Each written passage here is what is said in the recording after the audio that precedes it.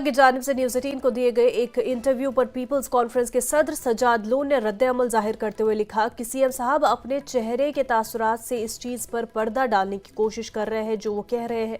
Loan ने लिखा कि 370 की दरपर्दा तौसीक पर वो हैरान नहीं है। सजाद ने मजीद लिखा कि ये सिर्फ उन लोगों के लिए एक ट्रेलर है जिन्होंने उमर अब्दुल्ला को वोट दिया। लोन के मुताबिक फिल्म अभी शुरू होना है और वोट देने वालों को बहुत कुछ देखने के लिए तैयार रहना चाहिए।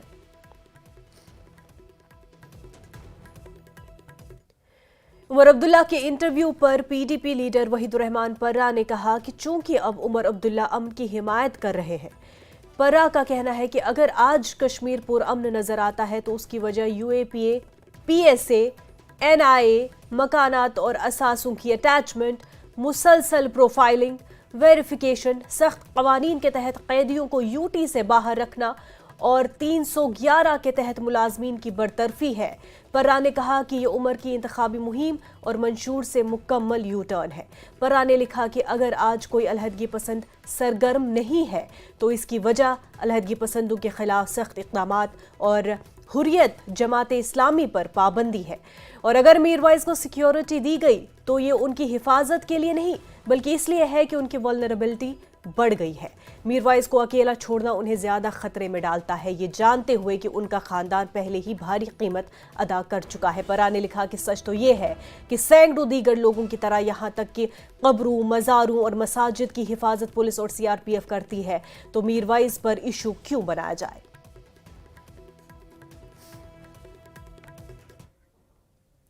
उमर अब्दुल्ला के बयानात पर बीजेपी के सीनियर रहनुमा श्यामलाल शर्मा ने कहा कि इंतखाबात से कबल उमर अब्दुल्ला को यूटी में वजीर आला के इख्तियारात का बखूबी इल्म था और वो कहते थे कि रियासत की बहाली तक वो इलेक्शन नहीं लड़ेंगे। शर्मा ने कहा कि उमर जानते हैं कि वो लोगों से किए गए वादे पूरे नहीं कर सकते।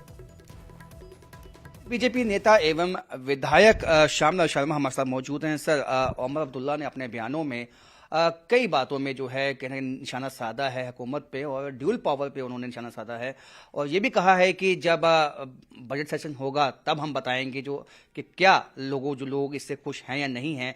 कहीं ना कहीं उनका ये संकेत है कि ये जो ड्यूल पावर है इससे डेमोक्रेसी का कत्ल हुआ। आप कैसे देखते हैं? देखिए, ये तो उनको इलेक्शन से पहले भी पता था और अगर आप देखेंगे 2024 जून में उन्होंने ये बयान दिया था कि मैं यहाँ पे असेंबली इलेक्शन नहीं लड़ूंगा जब तक फुल फ्लेज स्टेट नहीं होती। उसके बाद भी उन्होंने 2 इलेक्शनें जो हैं वो लड़ी हैं। तो मुझे लगता है कि उमर साहब ने देखना चाहिए कि उनकी कथनी और करनी में कहाँ फ़र्क है। ये सारी चीज़ें तो उनको देखनी है।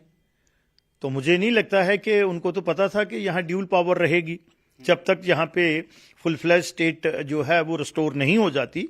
तो हमें ये जो सिस्टम है इसी को फॉलो करना है और इसी प्रोसीजर से गुजरना पड़ेगा।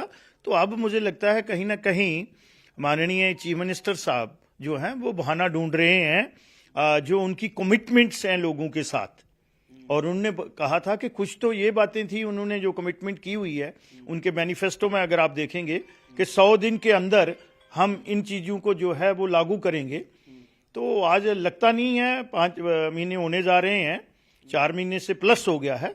तो मुझे लगता है वो कहीं जो उनकी कमिटमेंट थी मैनिफेस्टो में वो कहीं फुलफिल नहीं हो रही। तो मुझे लगता है कि अब just they are passing the box.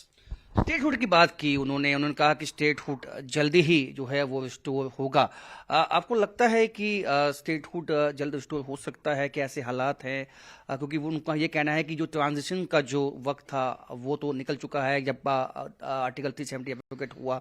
आप कैसे देखते हैं? मुझे लगता है भारतीय जनता पार्टी की भी ये कमिटमेंट है, हमारी लीडरशिप की भी कमिटमेंट है, पब्लिक डोमेन में भी और on the floor of the house हमारे दोनों लीडर, चाहे माननीय प्रधानमंत्री जी हों या माननीय गृह मंत्री जी हों, उन्होंने ये कहा है और कमिटमेंट है।